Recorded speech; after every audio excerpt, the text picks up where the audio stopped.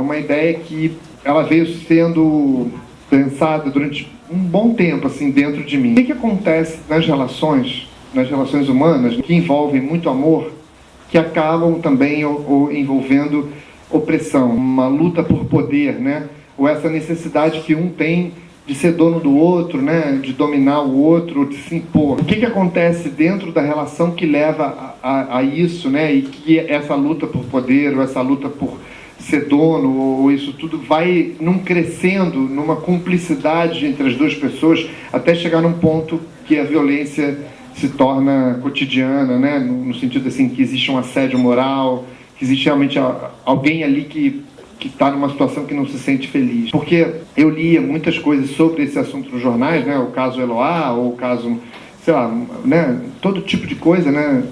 De violência que existe dentro das famílias, e no caso dentro dos casais. E falava, pô, mas por que aconteceu isso? Será que essas pessoas são realmente doentes? Né? Ou será que ali dentro... como é que é isso, né? E eu vi isso atingir tanta gente também, sabe? Assim, e aí eu falei, pô, acho que isso pode dar um filme. Vamos fazer um filme sobre isso. E comecei, né, a pesquisar. Chamei a pessoa que faz pesquisa comigo, que sempre faz. Falei, pô, vamos falar disso, vamos ver como seria isso, vamos tentar ver como seria fazer um filme sobre isso. Antes de existir o projeto do filme, que eu sempre acho que tem que ter um tempo de dedicação sua, né, ao projeto, para que ele se torne um projeto. Que não pode ser querer fazer um projeto só assim, você na frente do seu computador ali, escrever o projeto, ou conversando com seus amigos.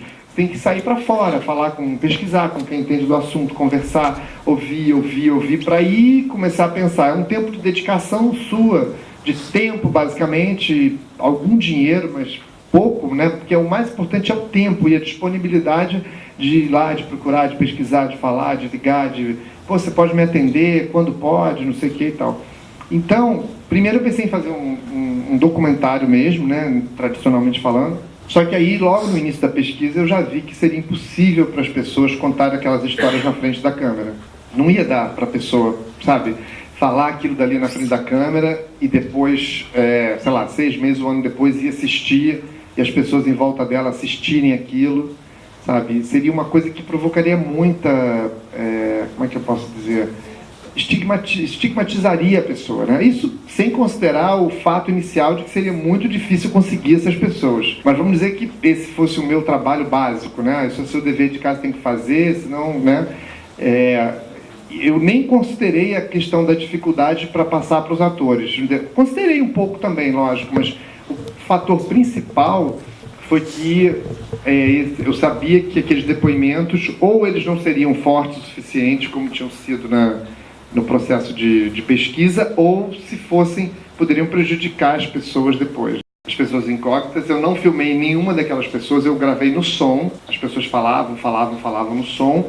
A gente fez mais de 40 entrevistas, isso com pessoas, né? Fora o que a gente conversou com psicólogos, com psiquiatras, juízes, promotores, pessoas que dão apoio a esse tipo de pessoas, para entender qual deveria ser o conteúdo do filme. E aí os melhores depoimentos de pessoas que se envolveram nessas situações eram transcritos para o papel. Os depoimentos eram mais de 1 hora de duração, a maior parte das vezes, e eu fui ali costurando, cortando, juntando e tal. E aí escrevendo o roteiro mesmo. Eu não mudava nada do que as pessoas falaram, tudo que está ali foi dito, eu só mudei para não identificar quem é a pessoa. Então mudei o bairro, mudei a família, mudei algumas características da pessoa, entendeu? Eu tentei diversificar de forma que nunca pudesse reconhecer, né? Falei, bom, agora vamos fazer isso com atores, né? Como vai ser isso, né? Como vai ser para os atores conseguirem incorporar isso? A primeira coisa que eu pensei foi de chamar atores famosos. Por quê? Porque eu queria que o público não tivesse dúvida que aquilo dali não se passou com aquele ator,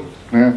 E pudesse entender que aquilo é uma história universal. E principalmente também, foi uma coisa que eu percebi ali no meio, você já ter algum tipo de sentimento por aquela pessoa que está na tela, para que você julgasse ela de uma outra forma, entendeu? E eu percebi que isso foi uma coisa que funcionou muito, assim, sabe? Que se você tivesse no filme 8 atores desconhecidos da mesma qualidade, né? Porque seria possível, né? Porque o fato de ser famoso não quer dizer que é melhor que os outros. Você teria uma outra relação com o filme, porque seriam pessoas desconhecidas que você não saberia se elas são normais, se elas não são normais, se elas são meio malucas, se elas não são malucas, se aquilo é uma doença.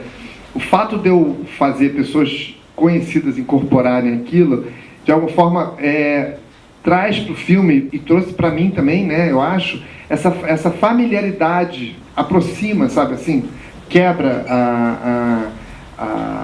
o estranhamento, né? É lógico que existem outros estranhamentos, mas quebra essa coisa assim, essa pessoa aí é uma louca, assim, não. Eu acho que aproxima, faz com que a gente, de alguma maneira, entenda aquela história como uma coisa, sei lá, com um julgamento mais ameno, né? Assim, menos condenatório, né? Lógico que a gente condena, né?